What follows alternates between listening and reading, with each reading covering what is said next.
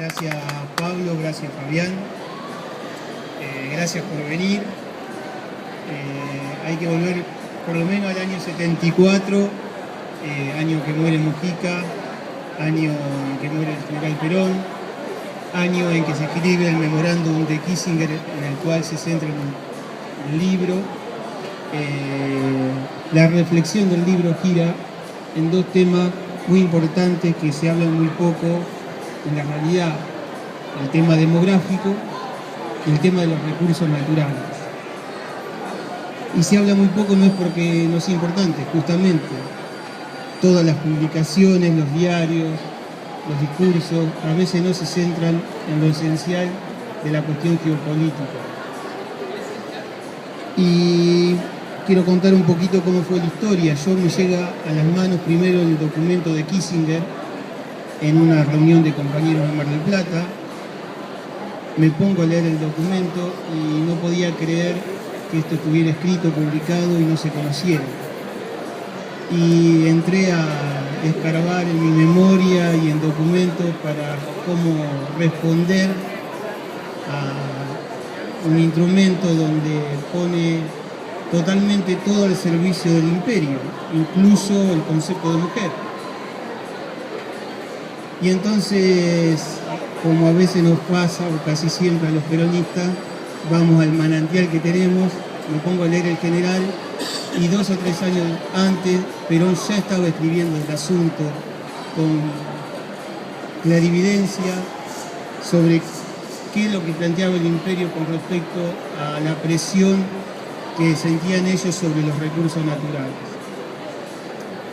Básicamente en el año 73, fruto de un acuerdo entre los países productores de petróleo, OPEC, sobre todo los vinculados a los países islámicos, decidieron aumentar el precio del petróleo a los países de Occidente como consecuencia de una colaboración que había hecho Europa y Estados Unidos en una batalla en Israel, y esto se llamó popularmente la crisis del petróleo. Esto disparó en el imperio lo que hoy comúnmente se llama guerra por los recursos. Si ustedes se ponen a ver todas las últimas batallas que ha participado Estados Unidos o Europa, absolutamente todas tienen que ver con países donde hay recursos. Es en los únicos países donde preocupan realmente los derechos humanos para Estados Unidos. Entonces, en misiones de paz y de humanidad tiran bombas, ¿no? Destruyen países en el concepto de desterrar a algún tirano que hay por ahí, supuesto tirano.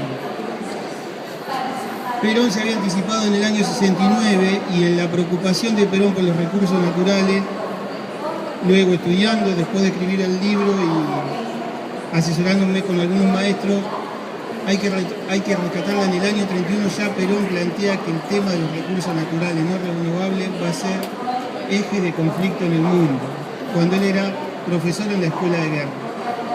En el año 53, cuando plantea el ABC con Brasil y Chile, él plantea que el centro del encuentro sudamericano tiene que ser la explotación propia de los recursos naturales.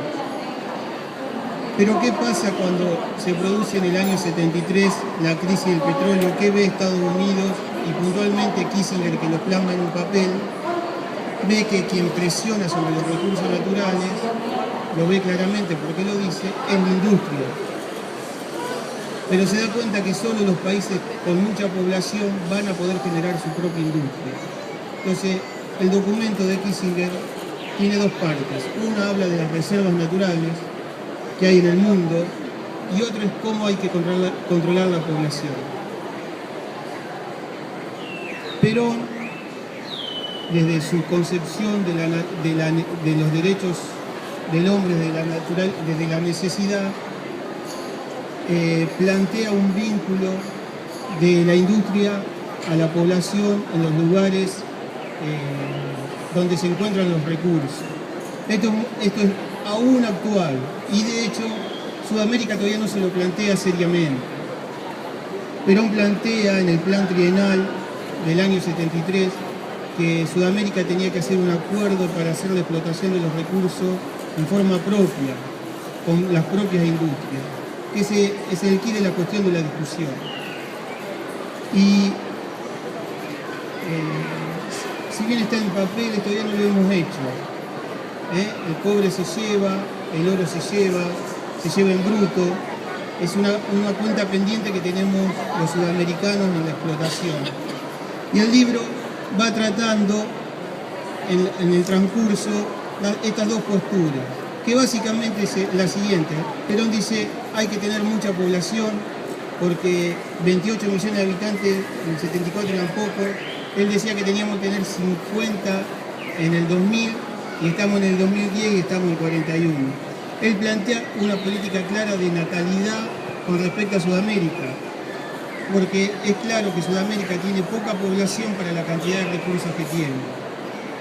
Por el otro lado, Kissinger se da cuenta que un país o una región muy poblada, Estados Unidos tiene menos influencia, ¿no? El ejemplo de China es claro. Entonces, ¿qué dice? Hay que controlar la población. Y la secuencia del libro transcurre en estos dos dilemas, pero con una ventaja, que es la ventaja que tenemos nosotros hoy. Que esto lo podemos evaluar a 40 años de esos dos discursos. Podemos decir que el discurso de Perón puntual va del año 69 al año 74 que muere, y el discurso de Kissinger aparece y se manifiesta en el año 74 en un documento secreto del Consejo de Seguridad que lo empezamos a conocer en el año 89. Las dos cosas importantes es que estos temas son centrales. Que China sea hoy potencia tiene que ver con la cantidad de población, ¿no? Y que Brasil sea el líder en Sudamérica tiene que ver con su cantidad de población. No creamos que los brasileños son mejores que los argentinos, que los uruguayos. Son más. Y los chinos son más. Y cuando India se organiza un poquito más, que son muchos más habitantes, van a ver el efecto que tiene India en el mundo. Básicamente porque lo que determina la riqueza de una población no son los recursos, sino la capacidad de trabajo. Y ahí está donde entiende Perón la importancia de la pronatalidad de nuestra región, no solo de Argentina, sino de Sudamérica. Y Kissinger también lo entiende. La dificultad es que Kissinger piensa desde una lógica que no es la de Perón. Y yo ahí no es que quiero quitarle culpa a Kissinger ni pensar que alguna maldad tenía este señor, Premio Nobel de la Paz, sino que creo que es para ellos quien piensan solo desde el punto de vista económico, hace algunas reflexiones que de esa lógica son realistas. Por ejemplo, él dice que un país que tiene poco hijo gasta menos en plata, en educación y en salud. Es lógico. Lo que no toma cuenta cosas como hoy pasa en España, que los colegios se cierran porque no hay alumnos. Ahora pregunto, ¿qué proyecto de país o qué proyecto de nación se puede llevar adelante sin hijos? ¿Qué futuro le espera a la educación si la educación está centrada en explicar cómo se controla la natalidad y no cómo se procrea una familia numerosa pero bien cuidada, con hijos bien cuidados, ¿no? Y protegidos? Y yo creo que el dilema hoy es central. La pregunta es si vamos a pensar seriamente la cuestión demográfica como proyecto de país, y si queremos ser 40, 45 millones en el 2050, por lo tanto entrar en un estancamiento, o realmente pensamos lo que pensó Perón en el año 74, que Argentina tenía que ir hacia un camino de mayor cantidad de población. Mayor cantidad de población no concentrada en el capital federal ni en el conurbano, sino instalada donde están los recursos naturales. Y ahí instalar la industria. Bueno, el libro pasa por ahí, yo no sé si abro preguntas o sigo contando. Una cosa muy interesante que pasa en la actualidad y rescato es que hay una idea de industrializar el interior del país. Y yo creo que eso tiene un valor demográfico. La mortalidad materna está demostrada que está vinculada al desarrollo económico, no tiene nada que ver con el ahorro. Está muy bien demostrado en el libro. Y si no llevamos la industria a los lugares donde están los recursos y donde hay población humilde, la mortalidad materna va a continuar. Porque no tiene que ver con tal permiso o tal derecho, tiene que ver con un desarrollo educativo, económico, cultural y que necesita inevitablemente la industria. Por lo tanto, yo creo que el proceso actual del país ha abierto un montón de debates a los cuales hay que contribuir con el propio pensamiento y eso es lo que apunta a mí.